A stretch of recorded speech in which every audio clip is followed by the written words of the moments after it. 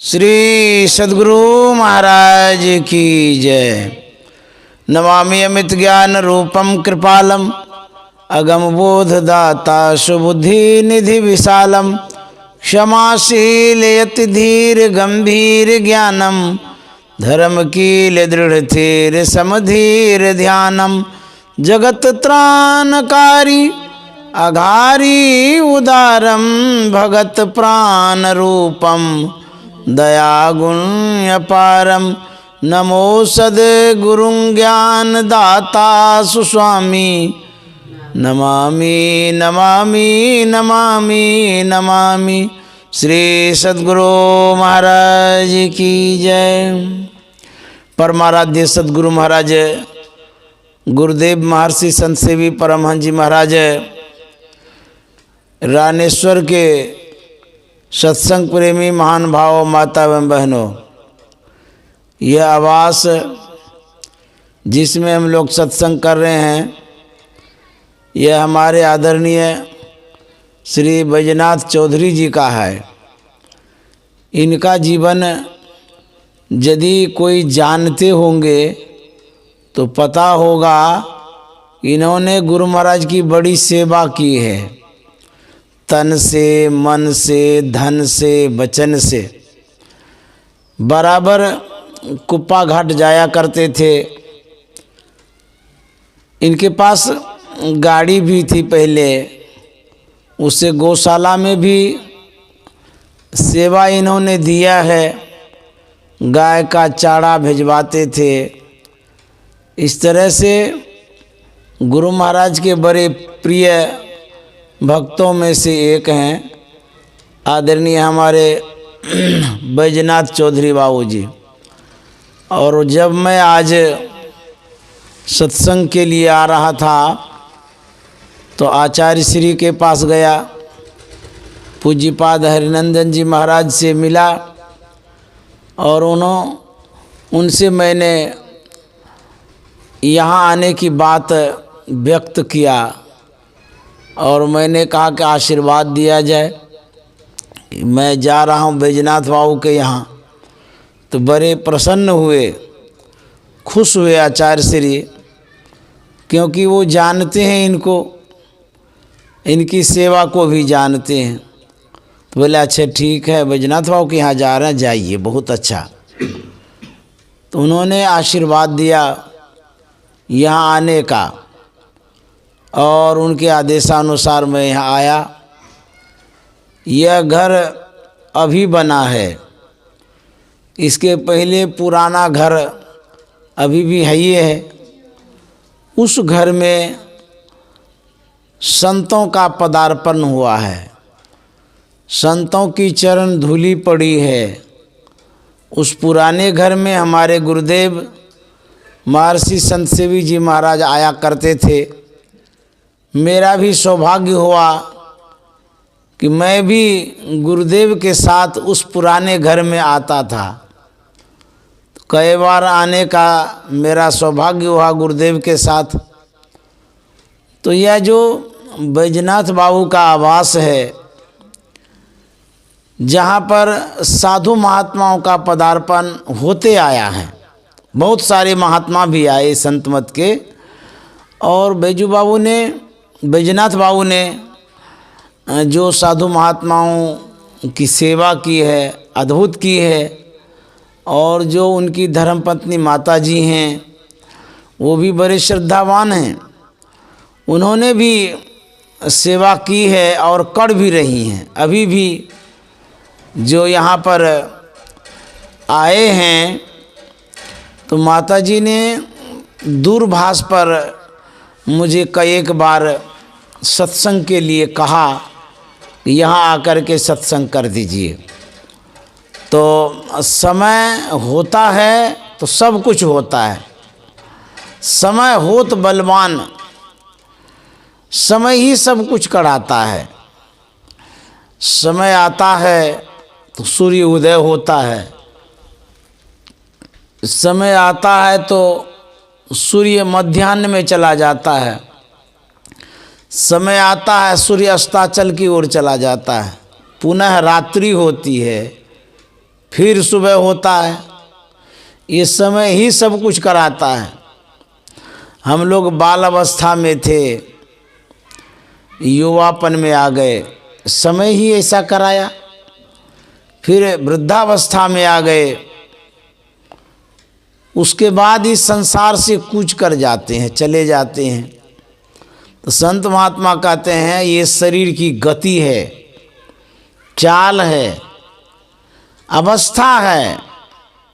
लोग आते हैं, कुछ दिन रहते हैं, फिर चले जाते हैं। सबकी ये गति होगी, भले लोग माने या न माने। अज्ञानता बस भले ही मौत को भुला दे, लेकिन एकदम सत्य है कि मृत्यु अवश्य होगी, मरेंगे एक दिन, ये ध्रुव सत्य है। और हमारी जो स्थितियां हैं, वर्तमान स्थिति, इसमें भी बदलाव आएगा, सुख भी आएगा, दुख भी आएगा। बदलते रहता है जीवन, समय बदलते रहता है, परिवर्तन होते रहता है। लोगों को जब पीड़ा होती है, दुख होता है, कष्ट होता है, वो सुख की ओर मुख करता है, सुख ढूंढता है, खोजता है।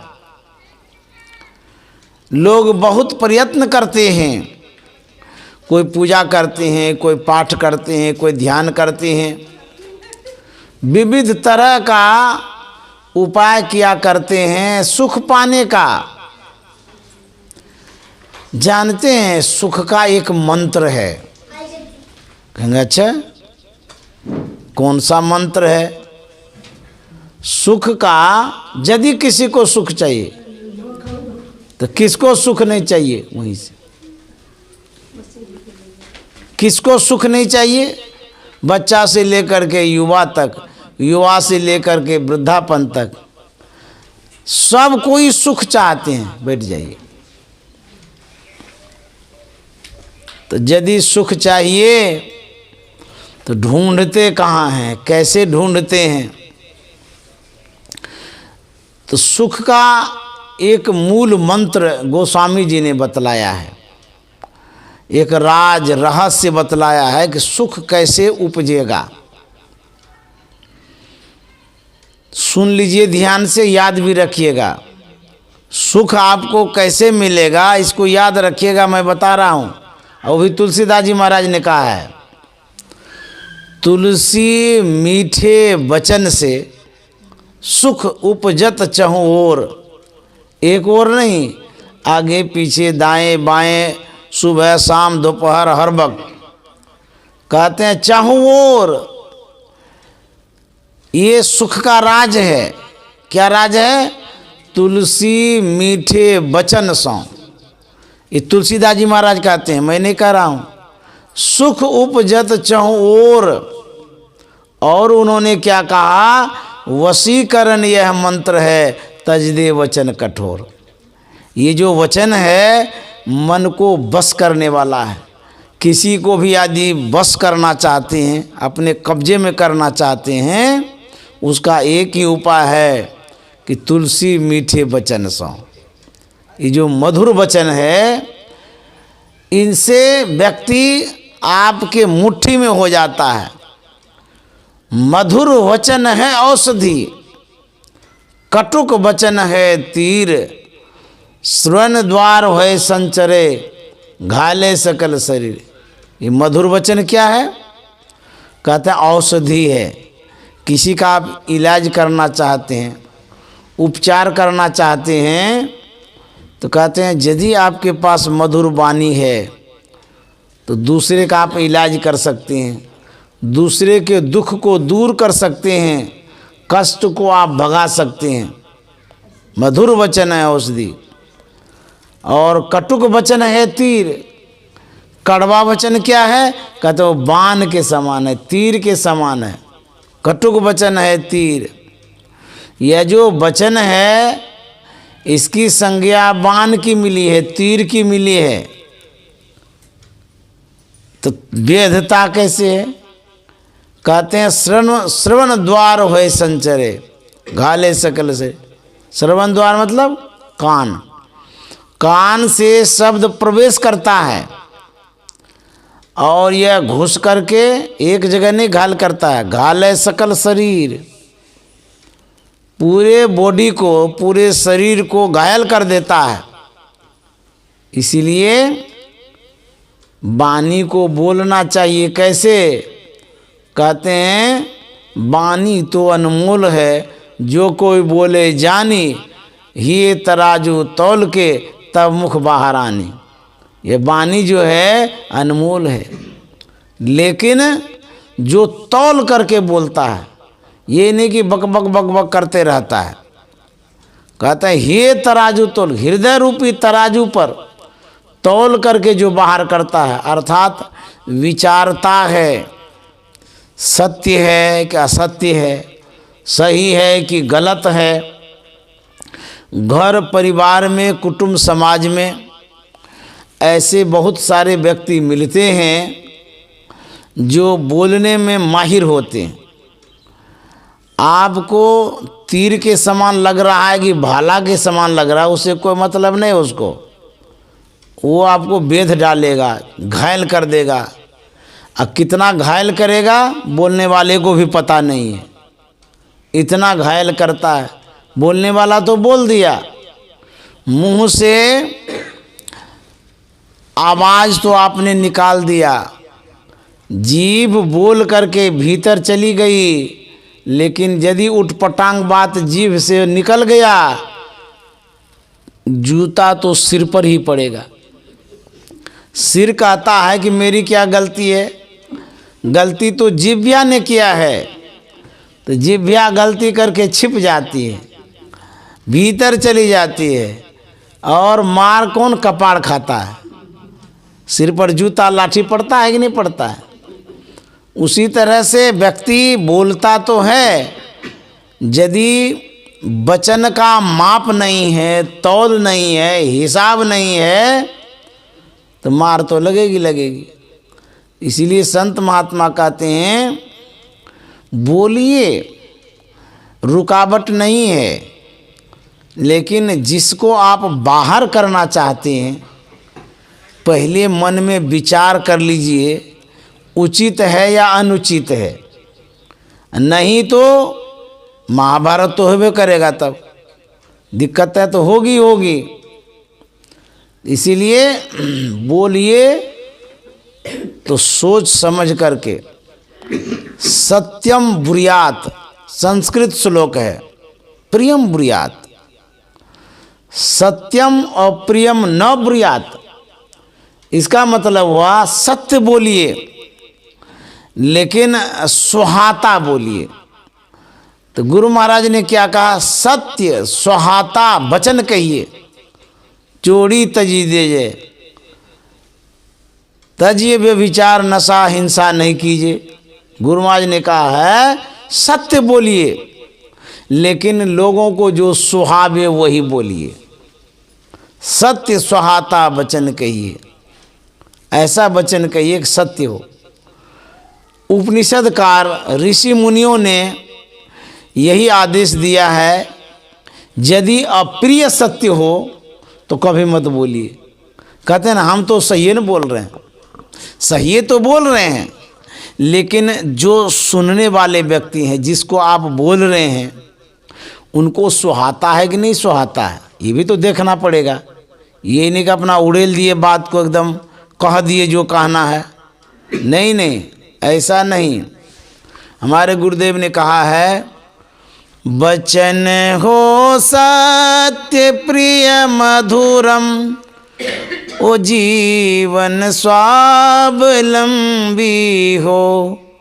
वचन हो सत्य प्रिय मधुरम, ओ जीवन स्वावलंबी हो। करो तुम साधना मन से, सफलता हाथ है तेरे। वचन हो सत्य प्रिय मधुरम, वचन ही सब कुछ कराता है।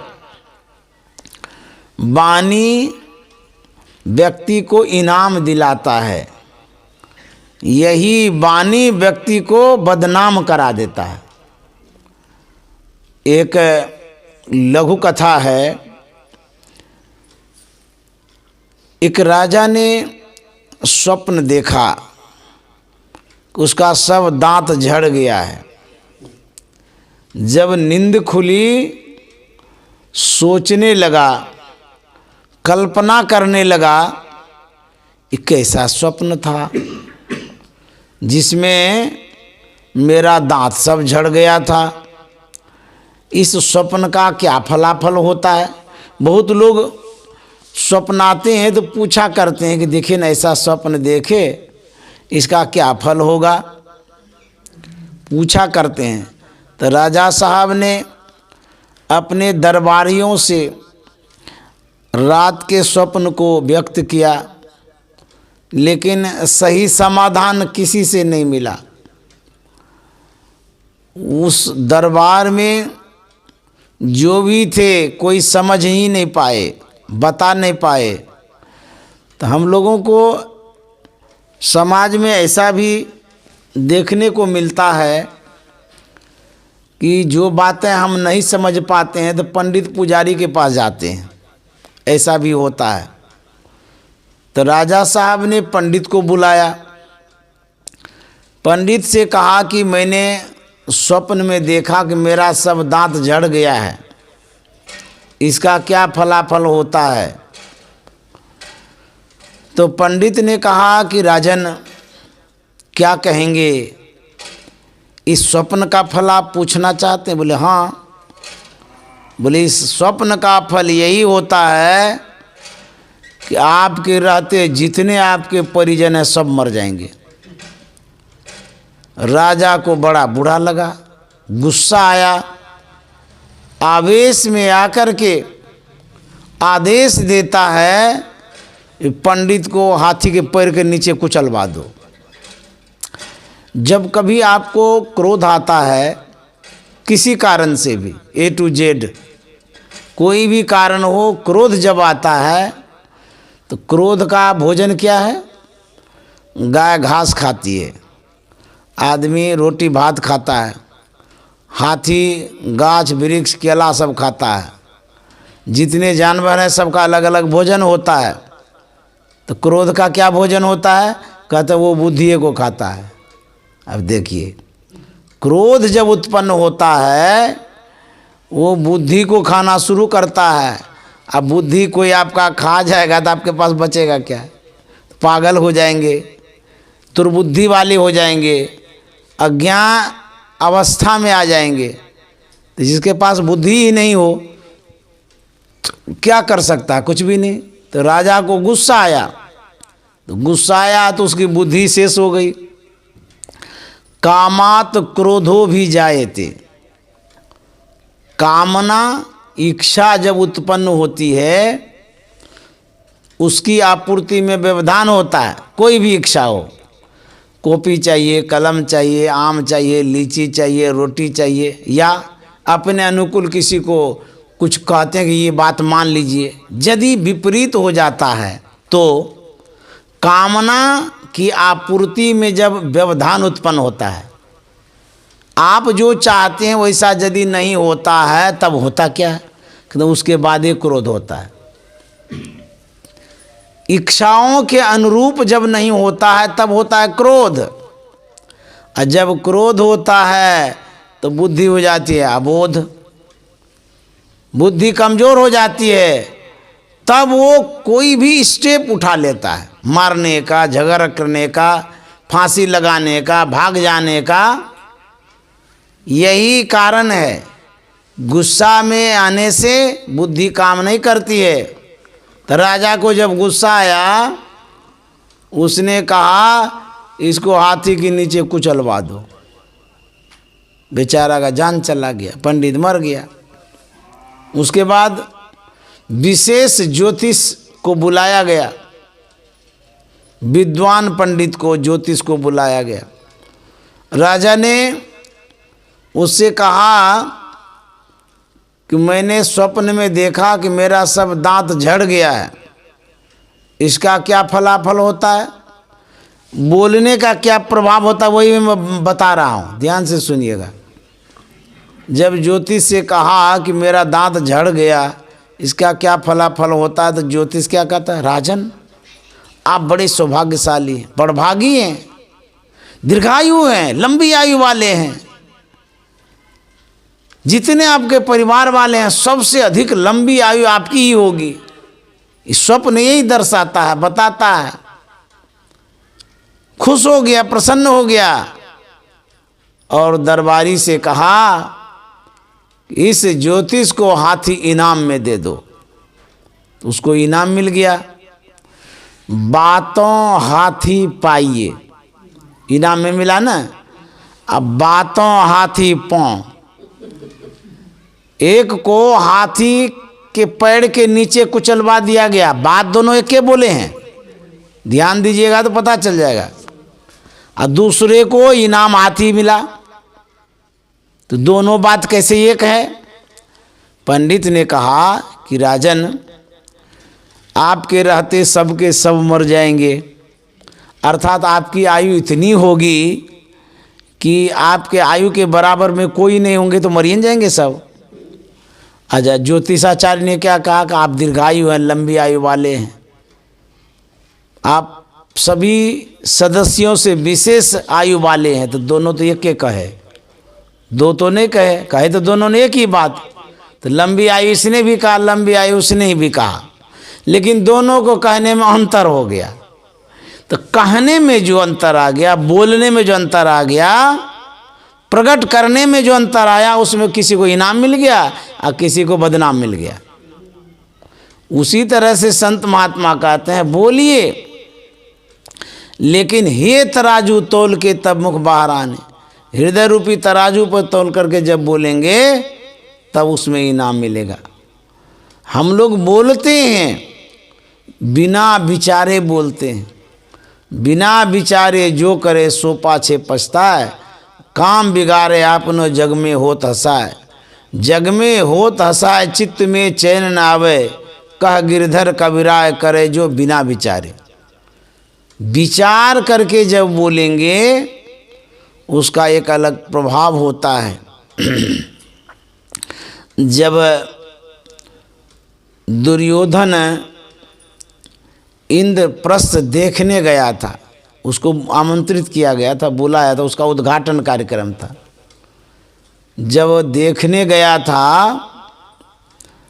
तो देख करके अचंभित हो गया कि अद्भुत मकान है। क्या अद्भुतता थी उसमें?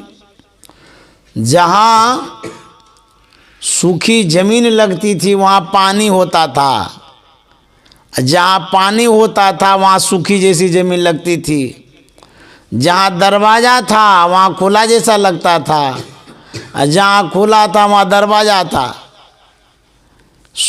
इंद्रप्रस्थ बना ही था उसी ढंग से। दुर्योधन जैसे ही पहुँचा, उसके मामा श्री शकुनी ने कहा कि देखो पांडव ने कैसा मकान बनाया है, देख लो, निरीक्षण कर लो, नज़र भर देख लो। क्यों? ये तो उद्घाटन में आए हैं ना, इसीलिए देखने दे रहे हैं। उसके बाद दरवाज़ा बंद। कोई क्यों आएगा आपके यहाँ? सो बताइए। उद्घाटन के दिन आप दिखाते नहीं, कमरा देख लीजिए, तो वो कमरा देख लीजिए, और उसके बाद कोई अनजान आदमी आएगा या कोई आएगा तो दिखाने जाइएगा। हाँ, महात्मा सबको सब दिन दिखाते हैं। क्यों? महात्मा तो लेके नहीं जाएंगे कुछ, इसीलिए दिखा देते हैं।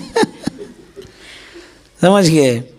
और लोगों को नहीं दिखाना चाहते हैं। पता नहीं गोदरेज में सोना है कि चांदी है कि हीरा है, किसी की नज़र लग जाएगी तो आंख गड़ा लिया तो लेके रफू चक्कर हो जाएगा।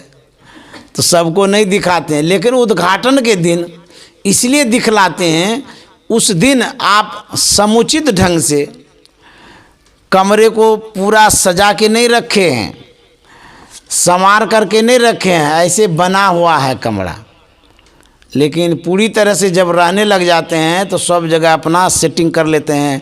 यहाँ हज़ारिया नोट रखेंगे कि 2000 का रखेंगे, सब सेटिंग करके रखते हैं, इसीलिए सब दिन नहीं दिखाते हैं। तो मामा श्री जो थे शकुनी, उन्होंने कहा भांजा देखो कैसा इंद्रप्रस्थ बनाया, जाके निरीक्षण करो, देख लो, बार बार मौका नहीं मिलेगा फिर। जब देखने जा रहे थे लगा दुर्योधन को कि यहाँ कोई दरवाजा नहीं है, तो निधड़क जा रहे थे, इतना जोर से ठोकर लगा माथा में। बोले अरे ऐसे देखने लगे यहाँ तो कुछ है नहीं, फिर भी ठोकर क्यों लग गया। ऐसे छू के देखता देखता यहाँ तो है दरवाज़ा। फिर कहीं जा रहे थे, वहाँ दरवाज़ा था नहीं, लेकिन दरवाज़ा जैसा लगता था, तो ऐसे हाथ बढ़ा करके टटोलने लगे कि देखें यहाँ क्या है। देखते यहाँ तो कुछ भी नहीं है। तो देख भी रहा था, लजा भी रहा था, कहीं कोई देखे पता नहीं क्या कहेगा कि कैसे कैसे चलता है। एक जगह जा रहा था तो कलकल धाराएं लगता था बह रही है, धाराएं चल रही है पानी का। अच्छा, वो तो कोई बाहर का दृश्य था नहीं, घड़े का दृश्य था। घर में पानी की जैसे धाराएं चलती हो, अब आप भी क्या समझेंगे, ये घर है कि नदी है। दुर्योधन जा तो रहा था लेकिन कपड़ा समेट रहा था। तो इन दृश्यों को द्रौपदी देख रही थी कि कहाँ जा रहा है, क्या क्या कर रहा है, घूम रहा है कहाँ कहाँ। कपड़ा समेट लिया क्योंकि भीज न जाए, तो समेट करके ऊपर करके जो जा रहा था, तो जैसे कलकल धाराओं में पैर रखता है वहाँ देखते हैं तो सूखी ज़मीन है। फिर कपड़ा नीचे करते हैं लेकिन लजा भी जाता है, अरे बड़ा विचित्र कहानी है यहाँ का भाई, यहाँ तो पानी है नहीं, हम कपड़ा समेट लिए। द्रौपदी देख भी रही थी, हम मुस्कुरा भी रही थी, देवर था ना वो। तो होते होते एक जगह वो जाता है जहाँ सूखी जैसी जमीन लग रही थी, काहे के लिए वो कपड़ा समेटेंगे। निधड़क वो जा रहा था, निधड़क जो जा रहा था धड़ाम से गिर गया, तो गिरा तो ढेरी पानी था। दुर्योधन आश्चर्य करता है, बड़ा विचित्र कहानी है भाई, यहाँ तो पानी था नहीं, पानी कहाँ से आ गया।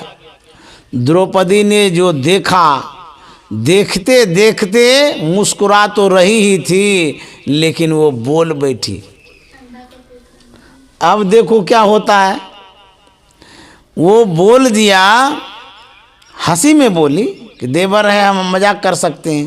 वो भाभी थी, हंस भी दी और बोल भी दी कि अंधा का बेटा तो अंधा ही होता है, उनको तो कुछ दिखता ही नहीं है। इतना ही तो शब्द था, इस शब्द का क्या प्रभाव पड़ता है देखिए। अंधा का बेटा अंधा ही होता है, लेकिन ये शब्द था कैसा, दुर्योधन को बेंध दिया, छेद दिया, पूरा शरीर में आग लगा दिया। ये शब्द हैं, हमको अंधा का बेटा अंधा कह दिया। अच्छा, बात सत्य है, कोई गलत द्रौपदी नहीं बोली है। अंधा का बेटा अंधा जो बोल दिया, उसका पिताजी तो अंधा था धृतराष्ट्र। इनको जो बोला अंधा का बेटा अंधा होता है, इसलिए बोला कि चलते तो हैं लेकिन इसको दिखता ही नहीं सही रास्ता, कहीं टकरा जाता है तो कहीं गड्ढे में गिर जाता है, इसी मजाक में कह दिया। बात सत्य है लेकिन प्रिय नहीं है। सत्यम ब्रूयात, बोलिए सत्य, लेकिन सत्यम अप्रियम न ब्रूयात। सत्य हो लेकिन अप्रिय हो तो नहीं बोलना चाहिए। और द्रौपदी बोल दी, वह जो बोली, दुर्योधन उद्घाटन क्या करेगा, तिल मिला के वहाँ से भागा और वह शब्द उसको बेचैन कर दिया, व्याकुल कर दिया, परेशान कर दिया। रात दिन वो सोचने लगा है हमको अंधा का बेटा अंधा कहा दिया। अच्छा, उसको सोचना तो चाहिए, वो तो भाभी है बोल दिया तो क्या हुआ, नहीं।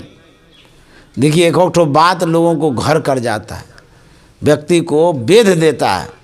इसीलिए ऐसा न समझिए कि मैं जो बोल रहा हूँ या बोल रही हूँ उसको प्रिय ही लगे, ऐसा कोई बात नहीं है। हो सकता है वो भीतरे भीतर बात को वो पकड़ ले, जकड़ ले और उसके बाद आपसे दुश्मनी ठान ले, ऐसा होता है।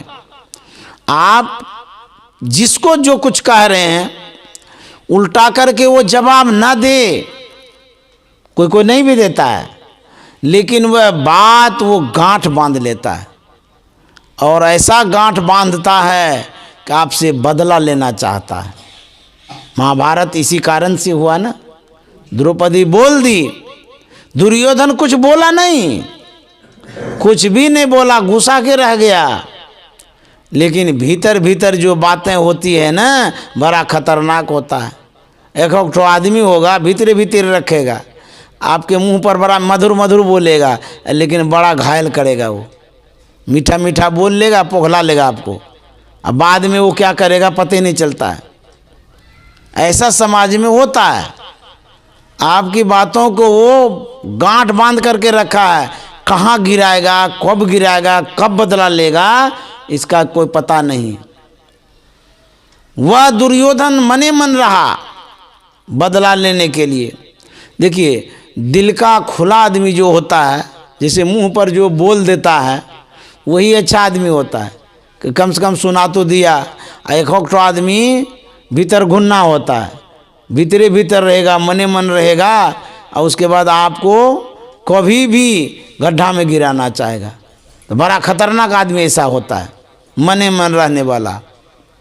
और जो मुँह फट्टा होता है, मुँह पर बोल दिया तो बोल दिया, लेकिन एक आदमी बोलेगा नहीं, मन में रहता है, और मन में रहेगा, और उसके बाद आपको कभी न कभी बदला लेने का कोशिश करेगा। दुर्योधन मने मन रहा, बोला कुछ भी नहीं, साधारण सी बात थी, लेकिन तुल पकड़ लिया।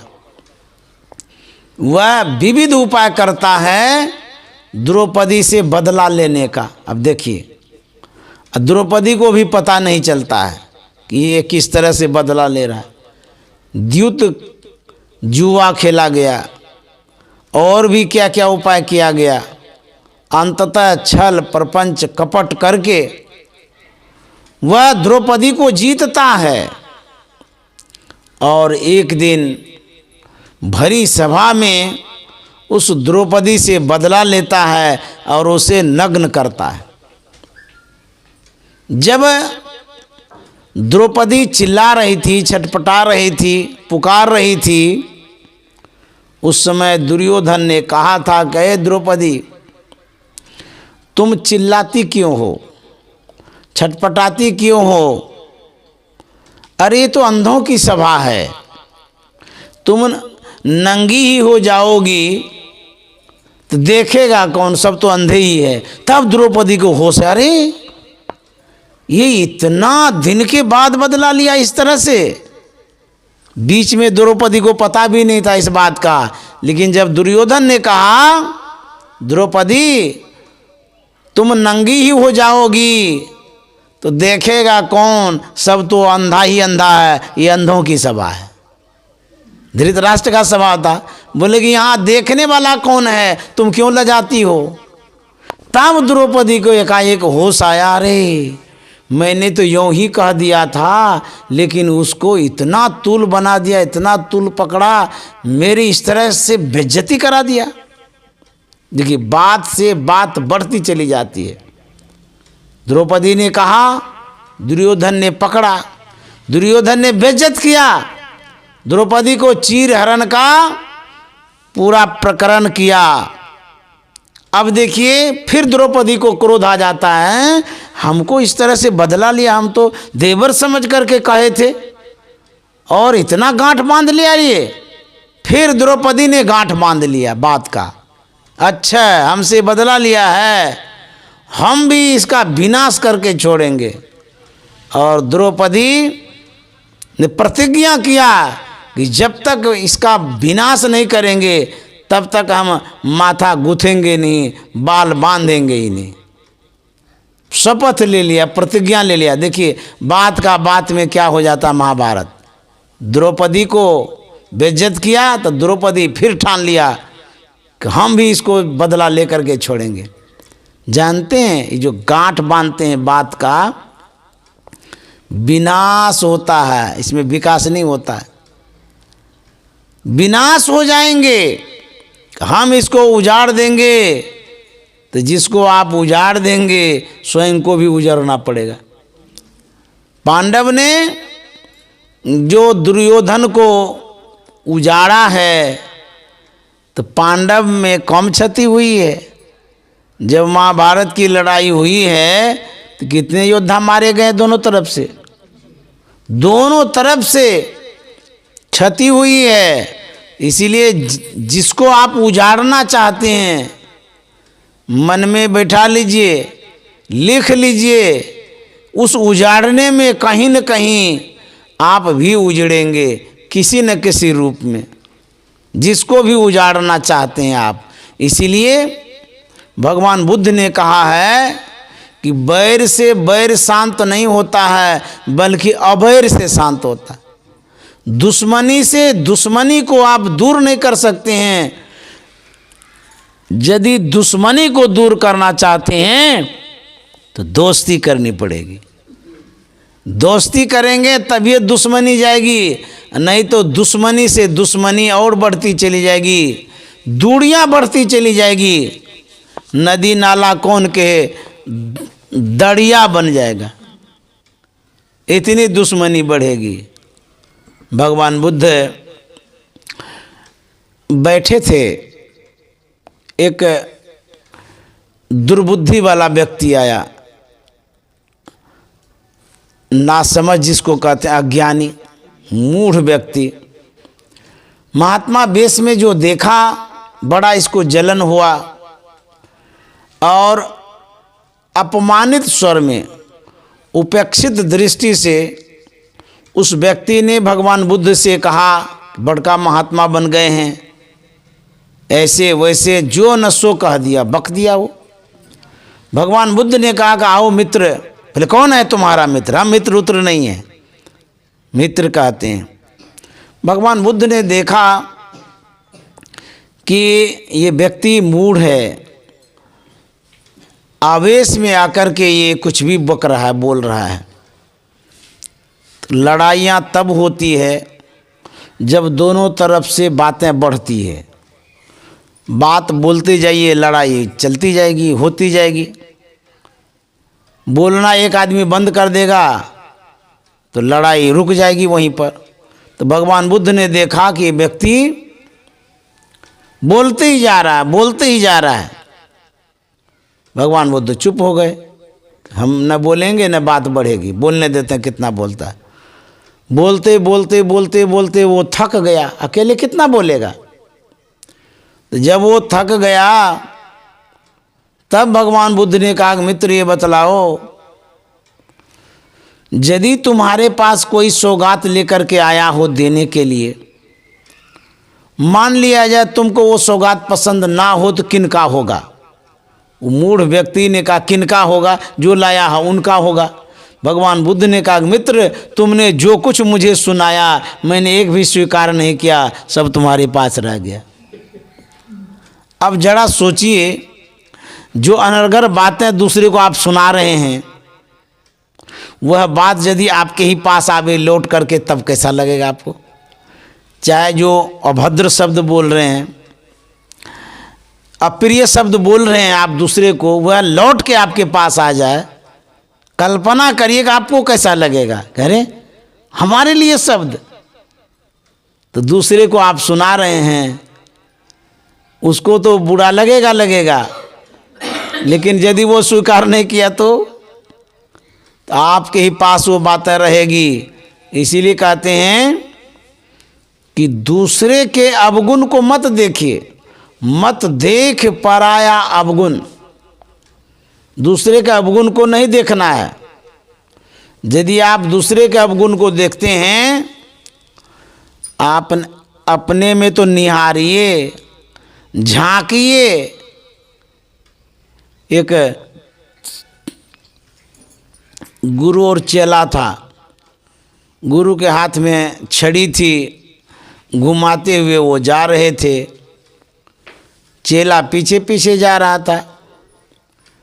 चेला पूछता है कि गुरुजी ये कौन सी छड़ी है, हर वक्त साथ रखते हैं, घुमाते रहते हैं, क्यों रखते हैं इसको?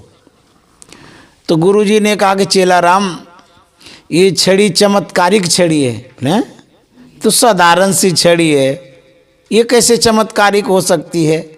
सिंपल सी छड़ी है, ये लकड़ी की है, कड़ची की है, इसमें क्या चमत्कार है?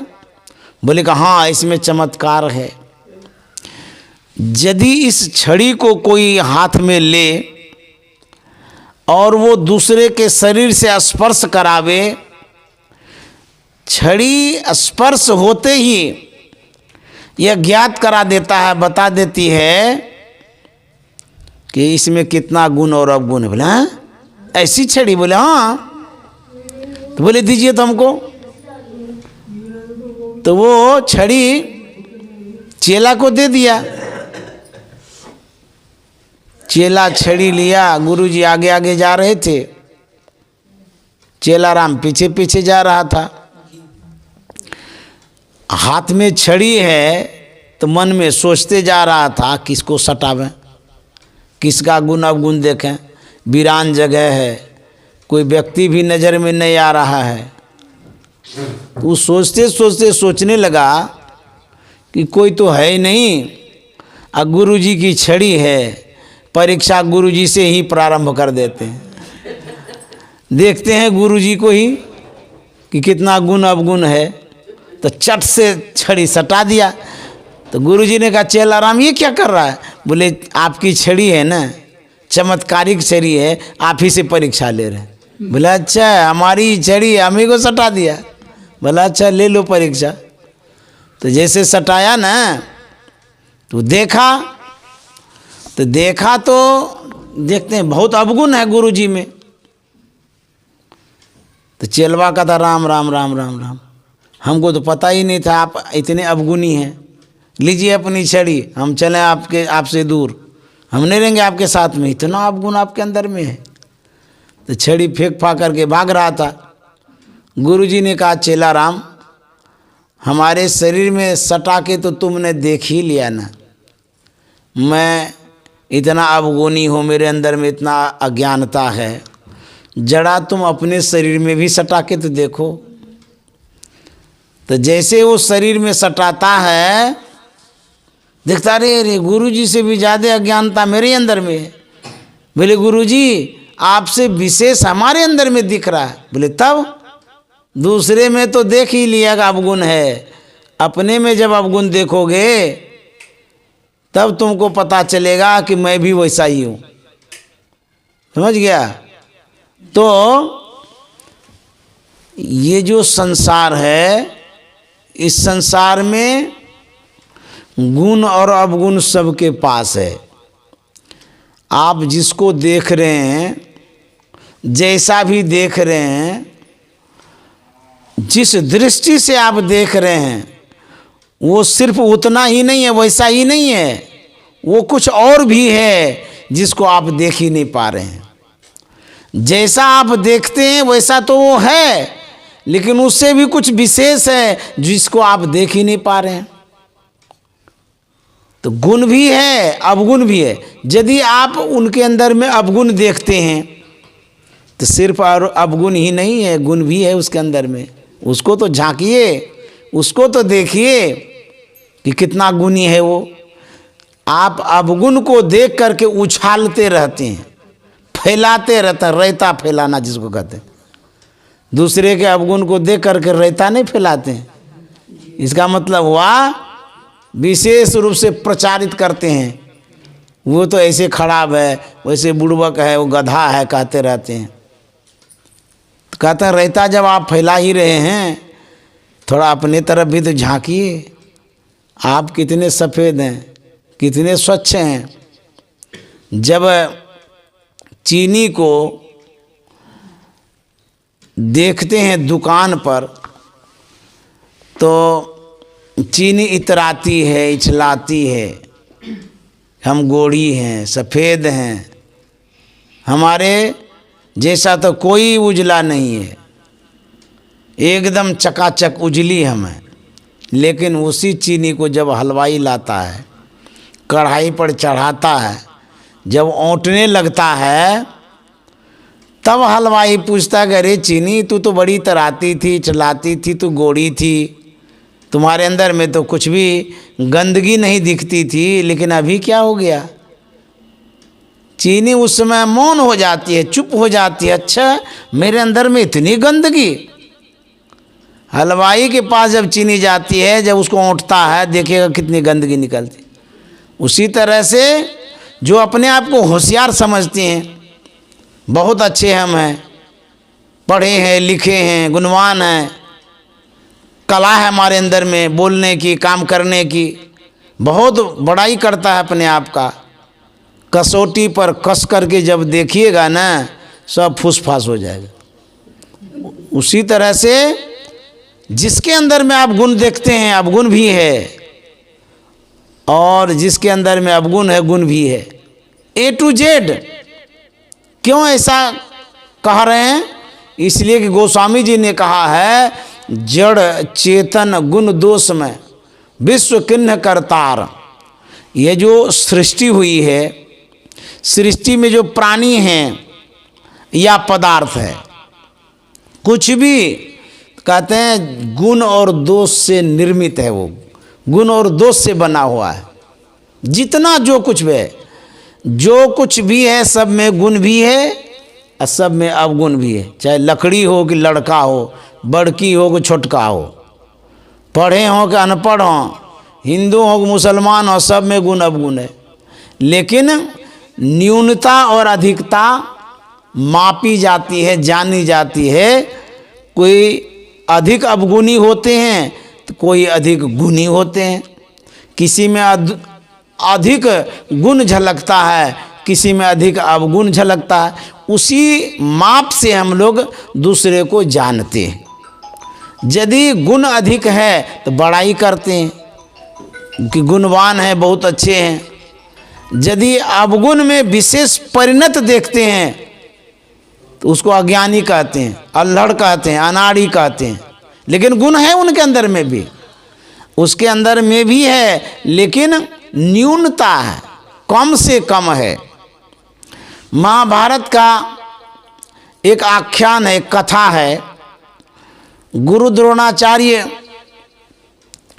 पांडव और कौरव के पुत्रों को पढ़ाया करते थे। एक दिन परीक्षा ले रहे थे।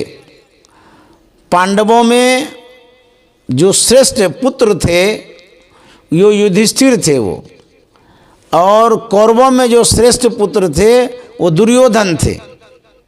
दोनों को बुलाया गया। दुर्योधन से कहा कि दुर्योधन, तुम जाओ किसी सज्जन को ढूंढ करके लाओ जिसमें दुर्जनता एक भी नजर ना आवे, ऐसा सज्जन होना चाहिए। आज्ञा पा करके वो चला। युधिष्ठिर जी महाराज से कहा कि युधिष्ठिर, तुम जाओ किसी दुर्जन को ढूंढ के लाओ, लेकिन अंश मात्र भी उसमें सज्जनता न होनी चाहिए, तब लाना। दोनों चले गए। जाते जाते जाते जाते दुर्योधन जिस किसी को देखता था, सज्जन तो था, लेकिन किसी न किसी अंश रूप में उसमें दुर्जनता नजर आती थी, तो खाली हाथ लौट आया। एक भी वैसा आदमी नहीं मिला। युधिष्ठिर जी महाराज देख रहे थे, दुर्जन को देख रहे थे, लेकिन वो झांकते थे, देखते थे, दुर्जन तो है लेकिन थोड़ा सा सज्जनता भी है। तो गुरुजी ने तो कहा है कि जिसमें सज्जनता ना हो, एकदम नहीं हो, उसी को लाना। तो एकदम से रिक्त तो है ही नहीं, तो वो भी खाली हाथ लौट आए। दुर्योधन से पूछा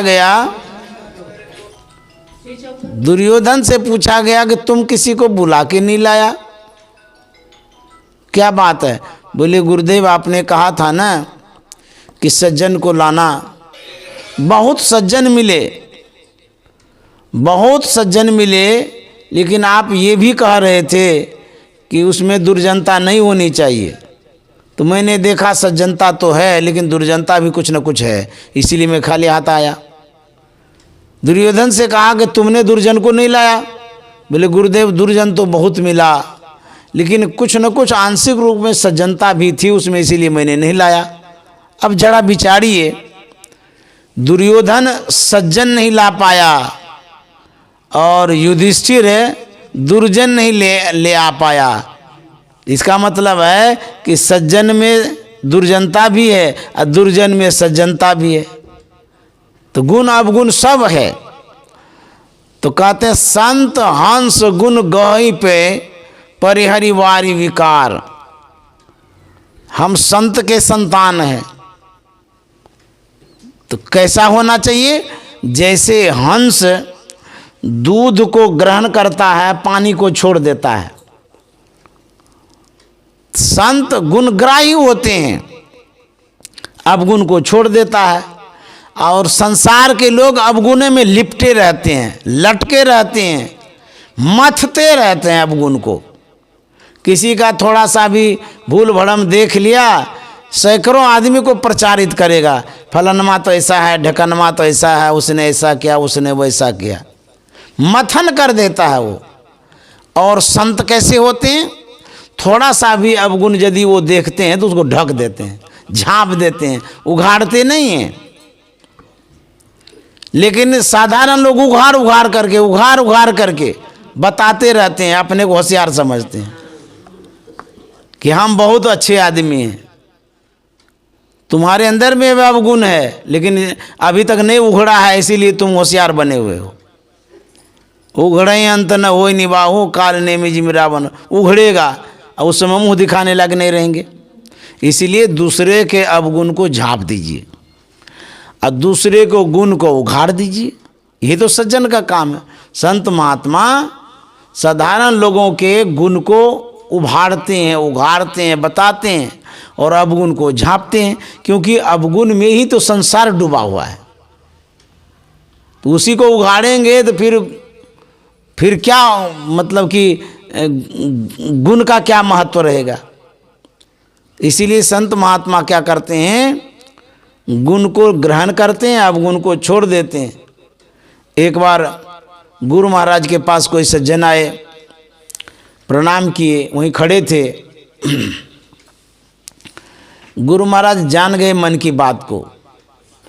उसी समय लोगों के बीच में गुरु महाराज बोल रहे थे, लोग ऐसे ऐसे विचारधाराओं को लेकर के मेरे पास आते हैं, यदि उनके मन की बातों को उनके सामने कह दूं तो वो दोबारा मुंह दिखाने भी नहीं आएंगे।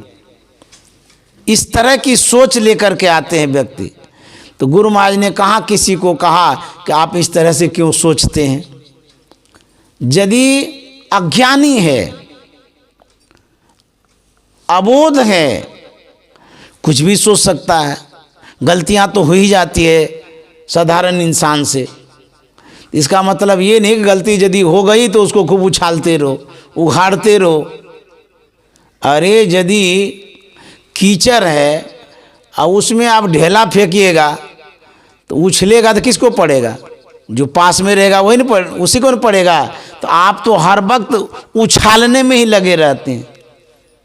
तो यदि आप उछालने में रहते तो आप ही का मुंह पहले काला होगा, समझ गए? कीचड़ को यदि उछालिएगा आप ही का मुंह काला होगा, तो काला होगा तो आप भी एक दिन वैसे ही हो जाएंगे। तो जो कीचड़ में ढेला फेंकता, अर्थात जो अवगुण को उछालते रहता, उखाड़ते रहता है, तो उसके जीवन में कभी सफेदी नहीं आएगी, नेक नामी नहीं आएगी, बदनामी आएगी। तो संत महात्मा कहते हैं अपने विचारों में परिवर्तन लाओ, मधुर बोलो, मिष्टभाषी बनो। यह वचन जो है औषधि का काम करता है।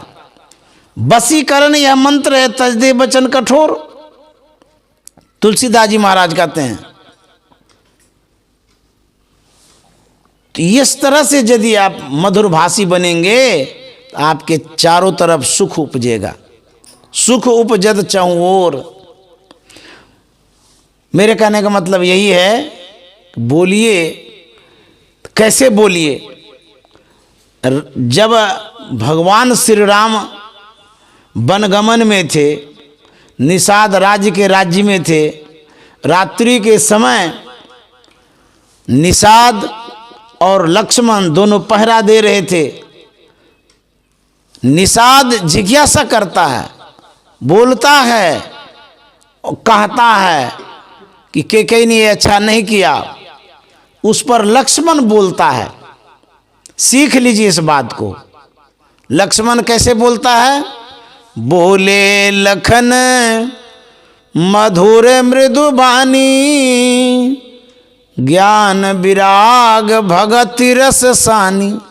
लक्ष्मण बोलता है, मधुर शब्दों में बोलता है, मधुर मृदु बानी, मिठास भरी शब्दों में बोलता है। और इतनी ही बात नहीं, मधुर मिठास ही नहीं, बल्कि उस बात में, उस शब्द में ज्ञान विराग भक्ति रस सानी, ज्ञान युक्त बात बोलता है, वैराग्य से युक्त बात बोलता है, भक्ति से संयुक्त बात बोलता है। इस तरह से लक्ष्मण ने बोला, लक्ष्मण ने कहा, तो इस तरह से हम लोगों को बोलना चाहिए। ज्ञान विराग भगति रस सानी, यदि हम बोलते हैं उसमें मिठास होनी चाहिए, मधुरता होनी चाहिए। चाहे घर की बात हो, परिवार की बात हो, कुटुंब समाज की बात हो, कहीं की बात हो, घर परिवार में भी यदि आप प्रेम चाहते हैं, मेल चाहते हैं, सुख शांति चाहते हैं, तो मधुरभाषी बनिए। चाहे वो स्त्री हो, पुरुष हो, बच्चा हो, बूढ़ा हो, कोई भी हो। यदि घर में सुख चाहते हैं, आप अपना सुख चाहते हैं, तो आप अपनी वाणी को मधुर मीठा बना लीजिए, सुख ही सुख है। देखिए दूर दूर से चींटी आ जाती है, कहाँ? जहाँ चीनी रहती है, समझ गए। और जिस जगह आग होता है वहाँ से दूर दूर भाग जाती है चींटी कि जलिए जाएंगे।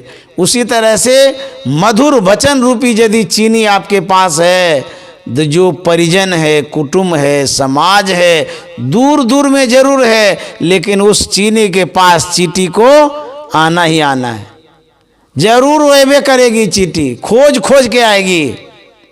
तो चीनी बन करके रहेंगे तो मिठास रखिए डिब्बा में। और देखिए ना आपके अतिथि कितने खुश होते हैं, जैसे आते हैं उसको दे दीजिए वो लड्डू खाने के लिए, बाप रे बाप, यहाँ मिठाई देता रहता है, दोबारा भी आ जाएगा। तो वाणी रूपी मिठास यदि आपके पास है, शब्द रूपी मिठास आपके पास है, तो परिवार, कुटुंब, समाज रूपी जो चींटी है आपके इर्द गिर्द घूमती रहेगी, छोड़बे नहीं करेगी। आप कहते हैं आएंगे नहीं, छोड़बे नहीं करेंगे। क्यों? मिठास बना के जो रखे हैं। व्यक्ति सिर्फ धन से प्रभावित नहीं होता है, बल्कि वचन से प्रभावित होता है। व्यक्ति को धन दीजिएगा थोड़ी देर में ख़त्म कर देगा, आएगा कभी नहीं भी आएगा। यदि वचन दीजिएगा, वचन में इतनी शक्ति होती है, इतना प्रभाव होता है, दौड़ दौड़ के आपके पास कान सटा सटा के सुनने के लिए आएगा, बड़ा अच्छा बोलता है। कर्ण प्रिय शब्द यदि आप बोलते हैं, आप सबके प्रिय हो जाएंगे। कहने का मतलब यही है। श्री सद्गुरु महाराज की जय। अब मैं वाणी में यही विराम देना चाहूँगा। हमारे बीच आदरणीय श्री बैजनाथ चौधरी बाबू हैं, रानेश्वर निवासी, नया घर बनाए हैं, बहुत सुंदर घर बनाए हैं। और माता जी की इच्छा थी सत्संग कराने की, उसी निमित्त हम कुप्पा घाट से आज आए हैं। कई रोज सत्संग करेंगे, जाएंगे ही नहीं। हाँ, समझ गए। तो क्यों कि जैसे यहाँ आए हमको मिठाई खिला दिए, मन मीठा हो गया और मन गदगद भी हो गया कि नहीं, यहाँ बड़ा सम्मान होता है, इसलिए यहाँ रुकना है। समझ गए। तो आप लोगों को बहुत बहुत धन्यवाद। अब जो शेष समय है, आगे के कार्यक्रम में सत्संग की सेवा करेंगे। श्री सद्गुरु महाराज की जय।